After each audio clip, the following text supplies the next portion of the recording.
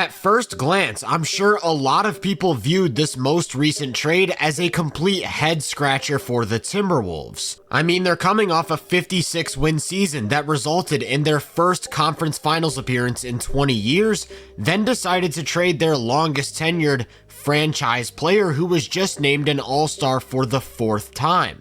Not to mention, the All-Star they got in return seems to be a questionable fit to their roster at best, so it's easy to see why a lot of Minnesota fans aren't exactly thrilled. But what if I told you that this move actually makes perfect sense and could add a few years to their window as a title contender? Of course, it all revolves around Anthony Edwards. He's already the team's #1 guy, and he just turned 23 years old. So any talk about the Wolves competing for a championship has to start with how they plan to build around him and what he'll look like at the peak of his powers. I feel like it's almost unanimous that he'll one day be a solidified top 10, maybe even top 5 player, but because his game is predicated on getting downhill, isn't getting rid of a floor spacing big moving in the opposite direction?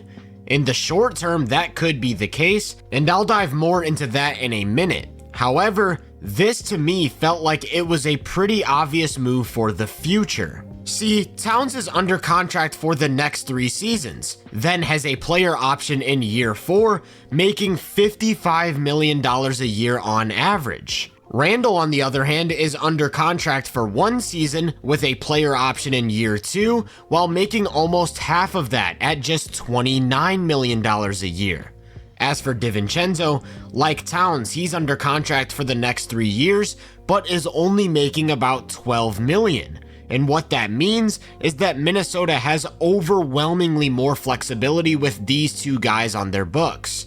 When it comes time to pay Naz Reid or Nickeil Alexander-Walker, they'll have the money. If they want to improve their team on the margins with either a trade or free agency signing, they aren't under the same sort of handicaps. Again, when your goal is to maximize the window of a 23-year-old superstar, cap flexibility is one of the most important factors, and they've unlocked that with this move. With all of that said though, it's no secret that their window as a title contender is open right now, so it's still really important to look at the short-term effects.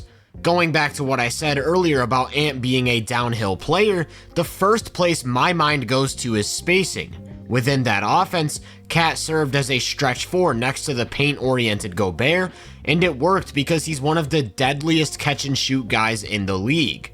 Over the last 3 seasons, he made over 40% of his threes off the catch, and those came in a variety of ways, whether it meant spotting up, running the pick and pop, or just trailing the play in transition. Thanks to his height, he's able to shoot over the top of virtually any closeout, and as a result, he demands constant attention, which really opens up the floor. Randle just simply isn't anywhere near that caliber of shooter. As for his catch and shoot numbers over the last 3 seasons, just a measly 33% from 3, which lands him in the 21st percentile among all players. This calls into question how exactly the fit works between him and Gobert, as Rudy isn't exactly the greatest shooter himself. But I think we can draw some information if we look at who Randle's played with over these last few seasons. In 2021 and 2022, his big man rotation consisted of Mitchell Robinson, Taj Gibson, and Nerlens Noel. Outside of the occasional mid-range jumper from Taj, those guys were pretty exclusively limited to dunks. Then in the last 2 years, that rotation still had Mitchell Robinson, but the other 2 were Isaiah Hartenstein and Jericho Sims. Once again, we're talking about someone with a little mid-range game and 2 dunkers. The reason I think it's important to highlight these names is because the Knicks still produced some solid offensive numbers over these 4 years. The league's average during that time was an offensive rating of 114.2, and the Knicks were above average at 114.9, while leaning into more of a defensive identity. If we make the sample a little bit smaller and only look at the last 2 seasons with Jalen Brunson, those numbers look even more impressive. The league average went up to 115.5, and the Knicks jumped all the way to 118.5, good for 5th in the NBA. But remember, I'm more focused on how Randle coexisted with these non-spacing bigs. In almost 2,000 minutes next to Robinson, that number was 120.6. In 1,600 minutes next to Hartenstein, that number was 121.8. And in about 600 minutes next to Sims, that number was 116.8. In my opinion, there's more than enough evidence to suggest that Randle can produce really good offense next to a paint-oriented big. But if it's not coming from the three-point line, how exactly is he doing it? Randle's biggest offensive attribute is his presence as a downhill creator. At 6'8", 250, the guy's a bowling ball, and he pairs that with a decent handle and great body control to put a ton of pressure on the rim. He has the touch and versatility to be a great interior scorer, but even more importantly, he always has his head up to counter help defense as a passer. If we take a look at the drives per game of every player last season and how many assists they averaged out of those drives, Randle had some of the more impressive marks at 14 drives and about 1.5 assists. For reference, some of the closest slashing profiles to his came from Giannis and Brandon Ingram, who I'd argue is some pretty good company, and he even averaged more assists out of drives than his new teammate Anthony Edwards. As for Towns, he drove the ball a decent amount, but if he wasn't scoring, they rarely ever got anything out of it. And a big reason for that is turnovers. If we look at the relationship between drives per game and turnover percentage on drives, again, Randle's had virtually the exact same production as Giannis. Cat, on the other hand, had the highest turnover percentage of anyone who averaged over 5 drives. That's because, despite having the size and speed, he has a very limited handle and poor body control. So if a defender cuts him off, all he can really do is plow through them, which results in a ton of offensive fouls. More importantly though is the fact that he has really bad tunnel vision. So if the defense collapses to protect the rim, he often ends up running into no man's land with no outlet. Randle will be bringing a completely different skill set to this offense through his ability to drive the ball and make plays. But this is also where people start to worry about spacing due to the assumption that an interior creator needs to have shooters around him in order to be maximized. I don't think that applies here for a few reasons. On one hand, you have his sweet spots as a finisher. Instead of trying to get around defenders, he oftentimes is looking to go through or over the top of them with soft touch on hooks, runners, or push shots from 5 to 7 feet out. On the other hand, you have his interior passing. Because he's putting pressure on the rim, he's often drawing shot blockers to the ball, and he's got the tools to consistently take advantage of bigs in the dunker spot, whether that's through lobs or dump-offs, which will then in turn maximize Gobert's game.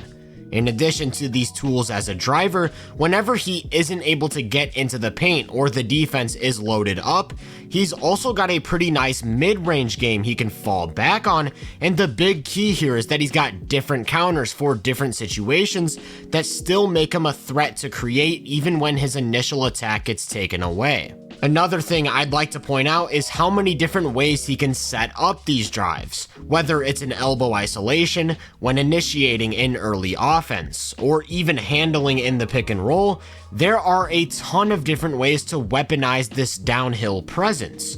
And that ability to create with the ball not only brings a lot more versatility to that offense, it gets Ant off the ball more, which I think can really benefit both him and the team.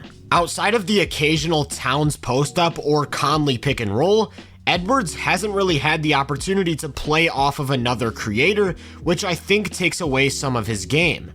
The guy's a freak athlete and an explosive cutter, so having someone else to draw the defense will definitely lead to more plays like this, but even when standing on the perimeter as a stationary spot-up, he can bring a lot of value.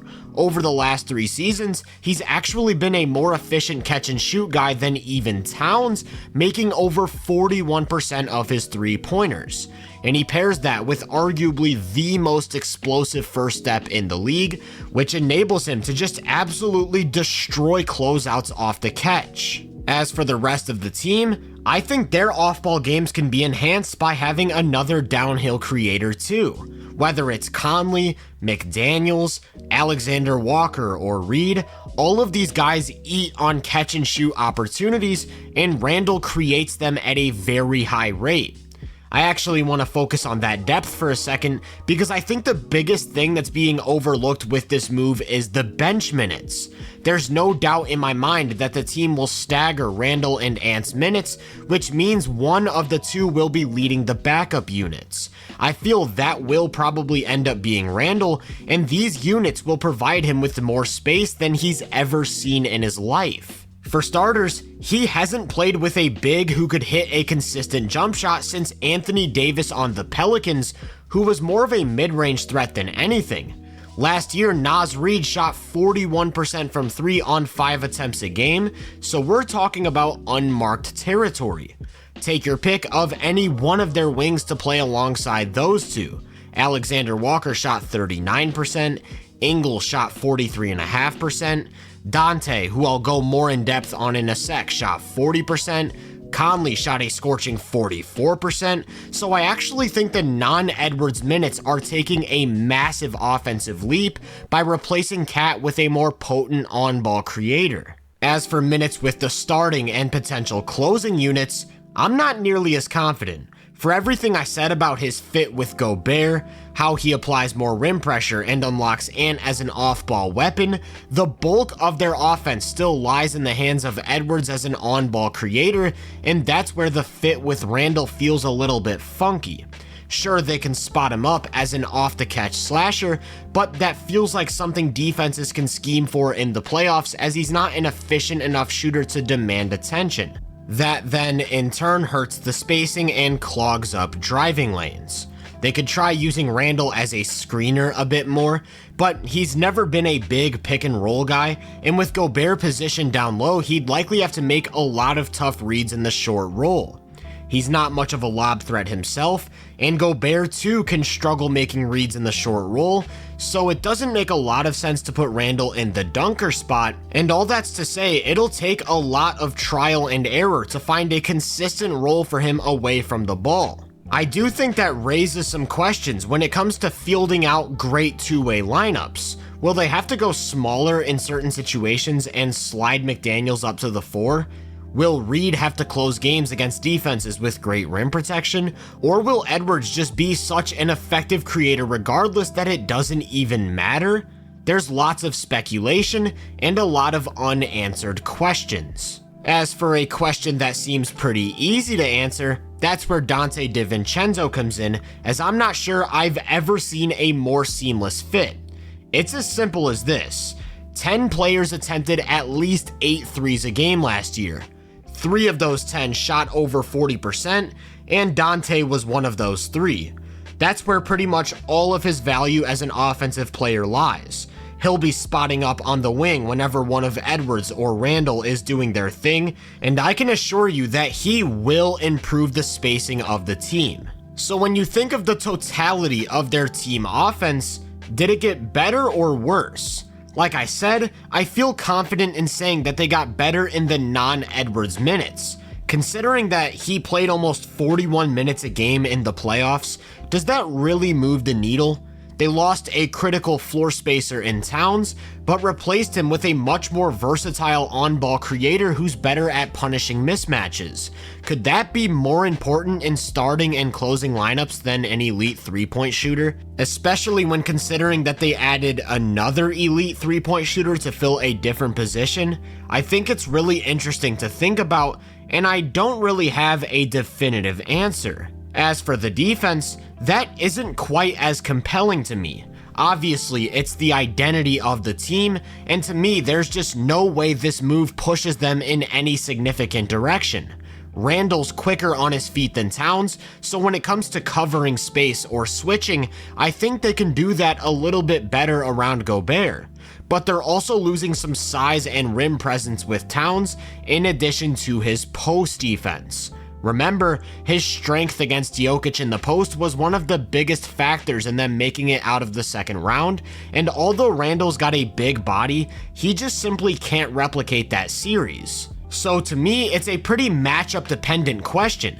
Against teams like Dallas and OKC, you probably want the added speed of Randle. But against a team like Denver and maybe Memphis or LA, the added size and post defense of Cat could be the difference maker. The reason I didn't mention Dante is because I just view him as a solid defender who will fit right into their system in the same way any one of their wings do. He'll hold his own, he'll make some plays, but ultimately feels insignificant when talking about actually swinging the team one way or the other in any particular matchup. If you were to ask me right now whether or not the Wolves got better in the short term, I feel somewhat neutral, but the way they countered the Nuggets when paired with Cat's ability to space the floor probably makes me lean in that direction slightly. However, if you account for potential internal development from their young talent like McDaniels and Reed, some other new additions like Rob Dillingham and Terrence Shannon Jr., and everything I talked about with the contract situation, I feel that this move and the offseason as a whole has been a pretty big win for the Timberwolves. They unlocked more roster and cap flexibility. They could maybe even improve on their 56-win season, and they remain right in the center of NBA championship contention. If you enjoyed this breakdown, make sure to drop a like, subscribe, and turn my post notifications on to be first on more content. If you're interested in my more in-depth research, make sure to check out my website and social media profiles. You can find those links in the description. Feel free to let me know down in the comments what you think of the Wolves. As always, I hope you all have a great day, and I'll catch you guys in the next one.